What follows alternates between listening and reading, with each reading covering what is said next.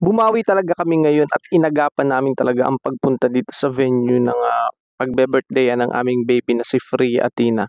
Kasi last time nung 7th birthday ni ate, sobrang late kami. Halos kami na lang yung wala para mag-start yung program, napakadami ng tao. Kaya ngayon nakakatuwa naman, kami pa lang talaga yung kauna-unahang dumating, which is tama naman dapat talaga kami yung mauna.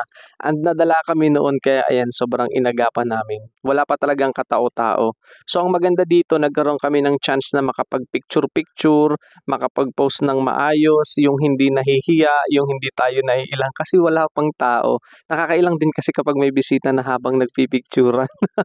Feeling mo may nakatingin sa'yo tapos ayun medyo naiilang, alam mo na hindi ka na masyadong maka-post.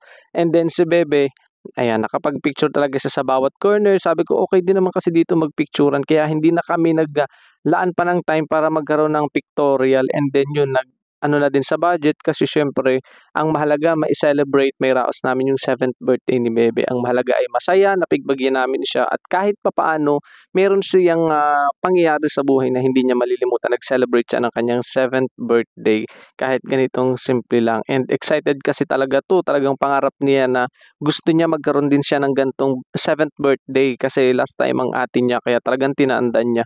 Hindi puwedeng hindi, nagagalit 'yan. Yun lang guys, follow for more.